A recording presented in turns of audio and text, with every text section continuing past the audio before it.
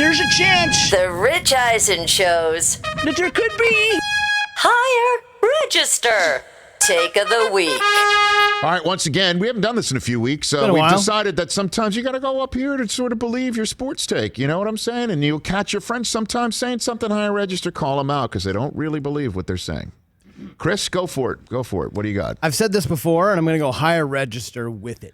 When you look at the AFC South, there are a lot of question marks. Okay. Houston Texans, Deshaun Watson's not going to be there. They're going to stink next year. Okay. Carson Wentz is quarterback in Indianapolis. Is he so good? I'm not sure. Right. Tennessee, are they a fluke? I'm not really sure. Oh. With Trevor Lawrence, guys, this is what I'm going to say. With Trevor Lawrence next year, Jaguars are making the playoffs.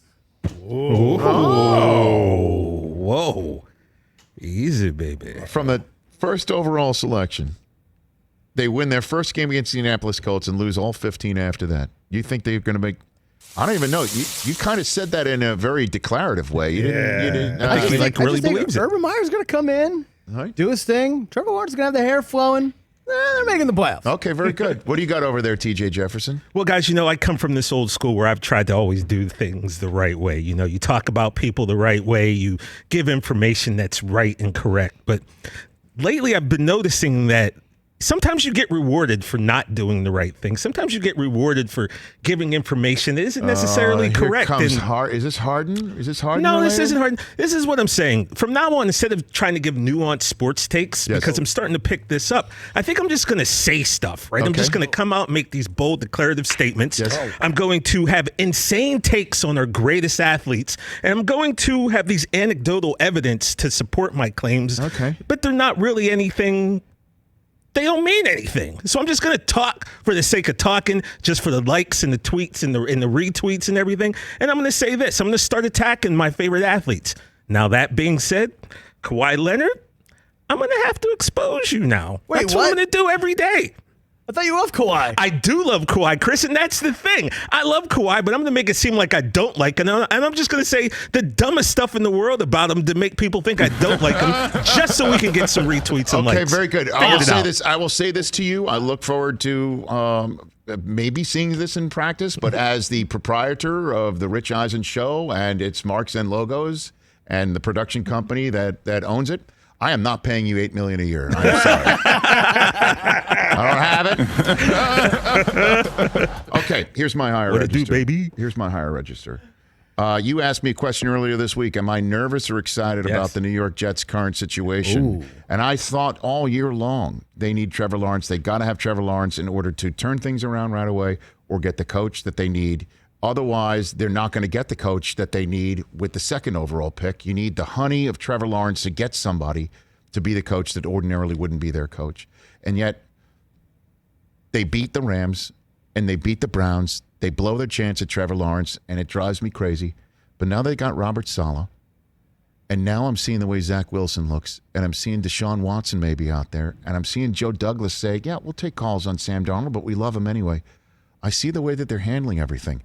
And I see that Trevor Lawrence is that ship is sailing, and I'm still, going to have some problems seeing him hold up a Jaguar jersey. But right now, I'm sitting here thinking, maybe the Jets aren't in a bad spot after all. Maybe sitting at 2 with a lot of cards to play and a lot of teams that might want their second overall pick or might want Sam Darnold, or the Jets go and use it on Zach Wilson, or maybe they use it to go get Deshaun Watson. Seen ghosts. Maybe it's not a bad spot after all. I like it. We're back. Higher register, everybody. We're Higher back. register here on a Friday. You know what I'm saying? Well, they weren't that bad. I'm both nervous and excited. Jermaine Fowler, who is in Coming to America, he plays the, I guess, new Crown Prince. That boy good. That boy good. Coming up. Oh, you got I got a bonus. I get ladies time. and gentlemen, Bonus time. just when you thought we were out, Hey, Mike Del Tufo pulls us back in to Higher Register. Go for it. I let you guys know a little story from when I was a kid when I, had to dive into the Hudson River. Yes.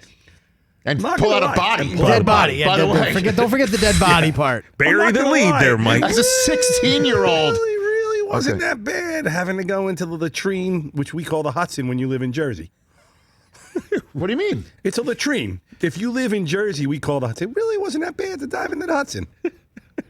Why wasn't it that bad? Because it wasn't horrible. I mean, I made it sound like it was horrific. You couldn't see in front of you. The dead body you said was almost the worst thing you've ever seen. Almost Like, the worst thing. Like you went Baker Mayfield on seeing an alien almost 100%. I woke up feeling you almost went dangerous. there. It wasn't as bad as I thought. So what's your memories since then that causes you to go higher register on it now? What have you seen since It's then? actually pretty cool because how many people could actually say they dove into the Hudson River? I mean, I don't know that many people. So what is the worst thing you've ever seen if pulling a body out at age 16 into the Hudson, which you can't see directly in front of you until you see the dead body that you do bring up? The worst thing I've ever seen in my life was a car head on into a dump truck. Oh, jeez. Okay. Thank you. Move on. Ladies and That's gentlemen. enough. Hey, That's my walk-on. Move on.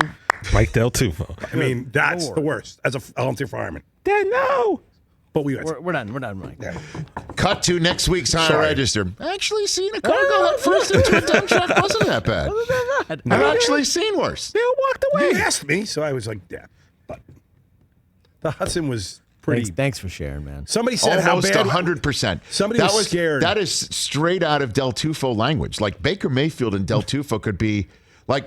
By the way, I have remember seen when he was here aliens. with Mr. Wonderful Kevin O'Leary of Shark Tank, When and I he was, pitched him. What did he say?